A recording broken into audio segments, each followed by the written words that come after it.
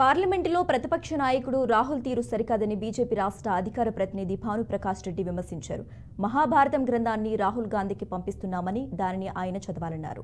గౌరవ సభను ఆయన కౌరవ సభగా మార్చారని విమర్శించారు. ప్రతిపక్ష నాయకుడు పార్లమెంటులో హుందాగా వ్యవహరించారన్నారు. మోహన్ భగవత్కు రాహుల్ గాంధీ క్షమాపణ చెప్పాలని భానుప్రకాష్ రెడ్డి కోరారు. పార్లమెంట్లో ఉండాల్సినటువంటి ప్రతిపక్ష నాయకులు పాత సామాన్లు అమ్మే వారికి మాట్లాడుతున్నారు. మామూలుగా పాత సామాన్లు అమ్ముతారు, రోడ్లో అరుస్తా ఏదంటే అది మాట్లాడతా గట్టిగా అరుస్తా మాట్లాడతారు. అట్ట రాహుల్ గాంధీ పాత సామాన్లు అమ్మే వ్యక్తిగా ప్రతిపక్ష నాయకుడి హోదాలో ఉన్నాడు. అది మన భారతదేశం చేసుకుంటే దురదృష్టంగా మేము భావిస్తున్నాం.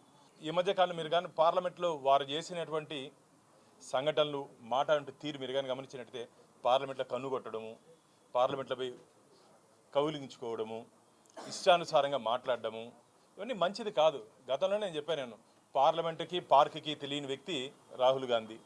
భారత యుద్ధంలో మహాభారతంలో యుద్ధం జరిగేటప్పుడు ఉత్తర కుమారుడు అందరూ అర్జునుడిని వీళ్ళందరినీ పట్టిన చేసేటప్పుడు నేను కూడా వెళ్తాను, నేను భీష్ముడిని, ద్రోణుడిని, కర్ణుడిని వీళ్ళందరినీ వారితో నేను పోరాటం చేస్తానని చెప్పి యుద్ధభూమికి వెళ్ళాడు. వెళ్ళిన తర్వాత వాళ్ళందరినీ చూసి పరిగెత్తి వెనక్కి వచ్చేసాడు. రాహుల్ గాంధీ కూడా పరిగెత్తి వెనకపోయే రోజులు దగ్గరలోనే ఉన్నాయి.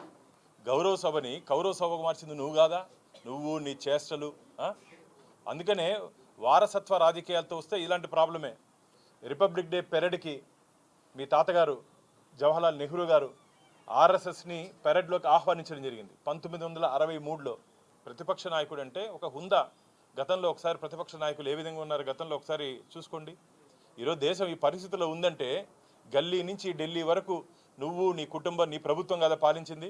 60 సంవత్సరాలు సుదీర్ఘంగా ఈ దేశాన్ని పాలించి నట్టేటిన ముంచి స్కాములతో